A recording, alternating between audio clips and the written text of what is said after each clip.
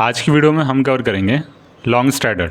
देखिए, ये एक नॉन डायरेक्शनल स्ट्रेटजी होती है और इसमें दो ट्रांजेक्शन होते हैं। हमें कॉल को बाय करना होता है और पुट को बाय करना होता है सेम स्ट्राइक प्राइस पर एटीएम पर, और ये नेट डेबिट स्ट्रेटजी होती है। इस स्ट्रेटजी में हमारा जो लॉस होता है वो लिमिटेड होता है, जो प्रॉफिट होता है वो अनलिमिटेड होता है।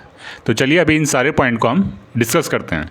देखिए, ये वीडियो शुरू करने से पहले आप इन सारी वीडियोस को जरूर देखिएगा, क्योंकि देखिए कोई भी स्ट्रेटजी समझने से पहले उसके बेसिक क्लियर होने चाहिए। कॉल और पुट ऑप्शन को बाय करते वक्त क्या इंटेंशन होता है, सेल करते वक्त क्या इंटेंशन होता है, ये सारे बेसिक बहुत ही अच्छी तरह से क्लियर होने चाहिए। तो ये आप इन सारी वीडियोस को जरूर देखिएगा और चैनल पर option and option chain playlist पर आपको ये सारी वीडियोस मिल जाएंगी। इसका लिंक आपको राइट कॉर्नर में आ रहा होगा और इसका लिंक आपको डिस्क्रिप्शन और कमेंट सेक्शन में भी मिल जाएगा। तो चलिए लॉन्ग स्ट्रैडल समझने के लिए एक एग्जाम्पल लेते हैं। अभी हमारे सामने ऑप्शन चेन है और यहाँ पे अंडरलाइन का जो प्राइस चल रहा है वो 17,818 चल रहा है। तो अगर हमें एटीएम पर बाय करना है तो हमें इसके जो नियरेस्ट स्ट्राइक प्राइस होगा उस पर कॉल और पुट को बाय करना होगा। तो देखिए, अगर हम इसको राउंड ऑफ करते हैं तो हमें जो स्ट्राइक प्राइस मिलेगा वो मिलेगा 17,800 का, जो कि आता है यहाँ पर। तो देखिए, हमें यहाँ पे देखना होगा कि कॉल ऑप्शन के लिए जो प्रीमियम चल रहा है वो 88.10 चल रहा है और यहाँ पे पुट ऑप्शन के लिए वो प्रीमियम चल रहा है सेम स्ट्राइक प्राइस पर 62.95। तो देखिए, जैसा भी हमने इससे पहले दो स्ट्रेटेजी डिस्कस करी थी, बुल कॉल स्प्रेड और बेयर पुट स्प्रेड, उसमें हमने स्ट्राइक प्राइस डिफरेंट लिए थे। स्ट्राइक प्राइस सेम अंडरलाइन के थे, उनकी एक्सपायरी भी सेम थी। लॉन्ग स्ट्रैडल में हमें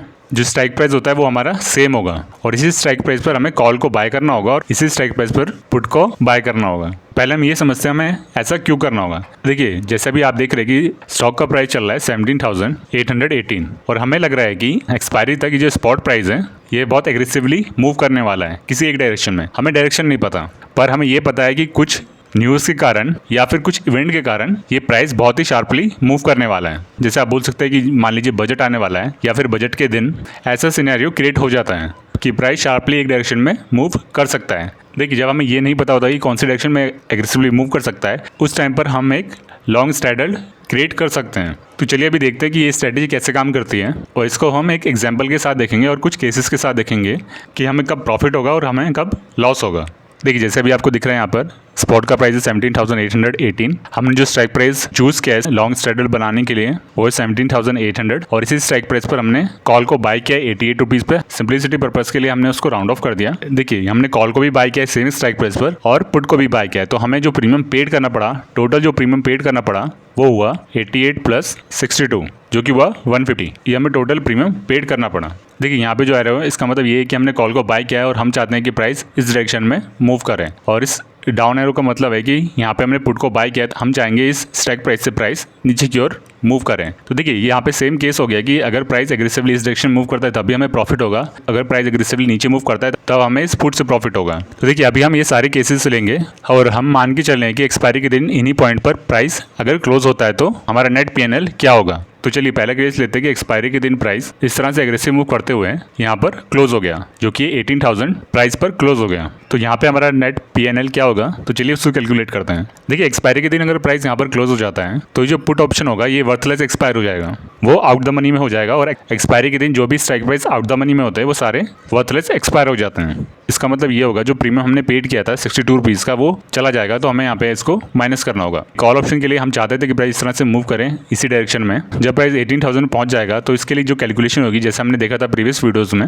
ये होगा spot price minus strike price. वो स्ट्राइक प्राइस जिसमें हमने कॉल को बाय किया था तो ये हो जाएगा 18,000 माइनस 17,800 जिस स्ट्राइक प्राइस पे हमने बाय किया था, तो ये हो जाएगा 200। और हमने इस कॉल को बाय करते हुए प्रीमियम पेड किया था तो हमें उसको इसमें से माइनस करना होगा जो था 88 रुपीज़ का। तो जो हमें ओवरऑल प्रॉफिट मिलेगा वो होगा 50 रुपीज़ का।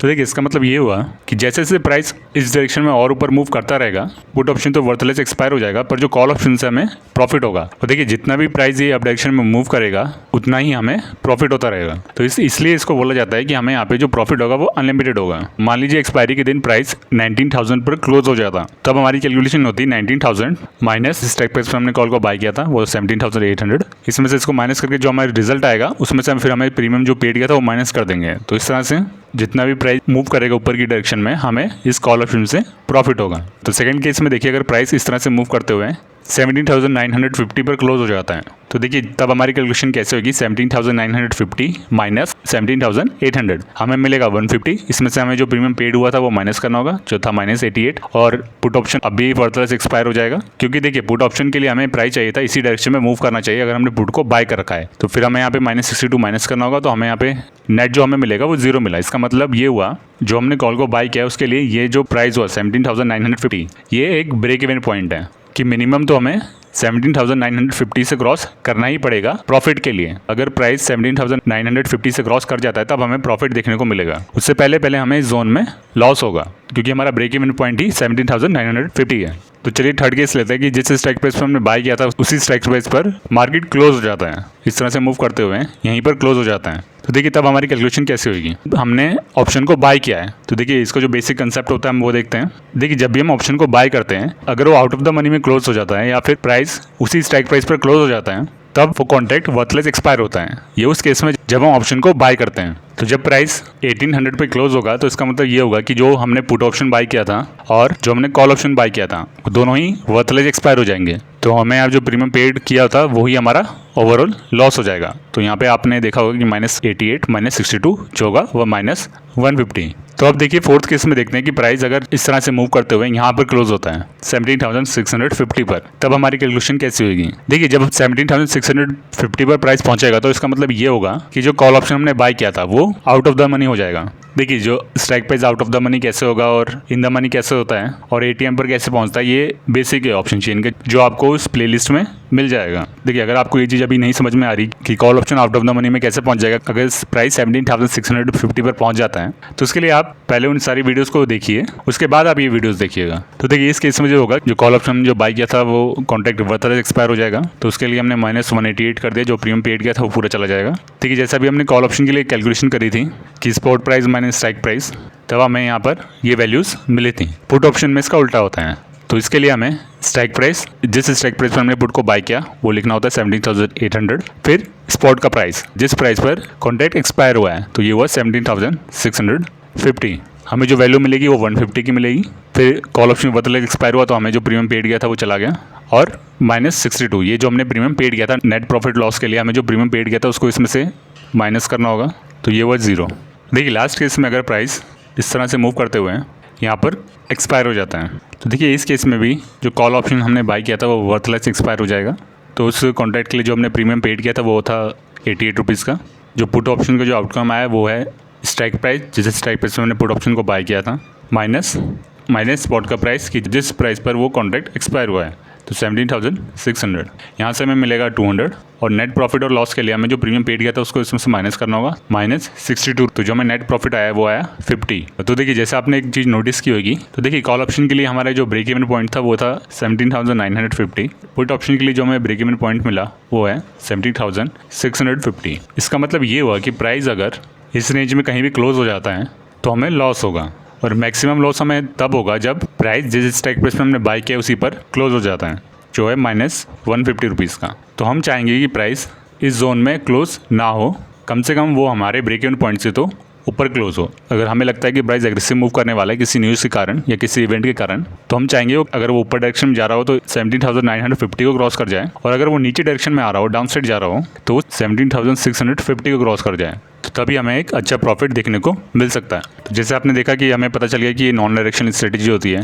हमने इसमें 2 ट्रांजेक्शन करे, हमने कॉल और पुट को बाय किया एटीएम पर, और नेट डेबिट हमने इसलिए कहा क्योंकि हमें इसमें प्रीमियम पेड करना पड़ा था, जो था 88 + 62 जो था 150 का, तो हमने इसमें प्रीमियम पेड किया था। और हमने जैसे इसमें देखा कि हमारा जो मैक्सिमम लॉस था वो लिमिटेड था, और जो मैक्सिमम प्रॉफिट था वो अनलिमिटेड था। अनलिमिटेड इसलिए कहा क्योंकि प्राइस एग्रेसिवली किसी भी डायरेक्शन में मूव कर जाए तो हमें प्रॉफिट होगा, और जितना वो मूव करेगा एक पर्टिकुलर डायरेक्शन में उतना ही हमें प्रॉफिट होता रहेगा। जो हमारे लिए वर्स्ट सिनेरियो होगा वो यही होगा कि प्राइस यहीं कहीं क्लोज हो जाए।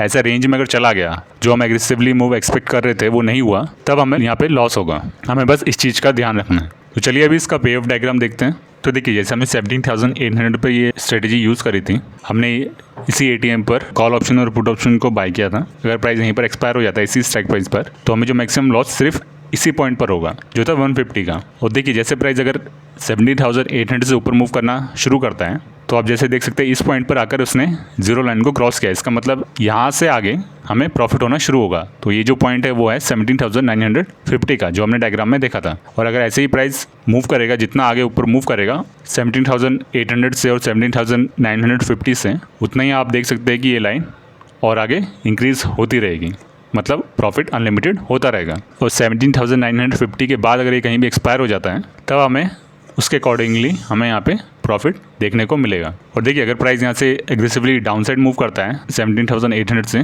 तो हमें जो ब्रेक इवन पॉइंट देखने को मिला था वो था 17,650। इसके बाद से हमें यहाँ पे प्रॉफिट होना शुरू होगा। तो जैसे जैसे प्राइस यहाँ पे और डिक्रीज़ करेगा वैसे ही हमें और प्रॉफिट होता रहेगा। जैसे आप देख सकते हैं कि यहाँ पे हमें जो मैक्सिमम लॉस था वो हमारा यहाँ पे लॉक्ड हो गया और मैक्सिमम प्रॉफिट हमें इन दोनों पॉइंट के बाद हमें देखने को मिल सकता है। देखिए ये था लॉन्ग स्ट्राइडल स्ट्रेटेजी और हमने ये सारे पॉइंट इसमें कवर कर लिए। ऐसे ही हम आगे और स्ट्रेटेजी डिस्कस करेंगे। आशा करते हैं कि ये वीडियो आपको पसंद आई होगी। आपके कोई भी सवाल हो या सजेशन हो आप कमेंट सेक्शन में ज़रूर बताइएगा। तो चलिए फिर मिलते हैं अगली वीडियो में।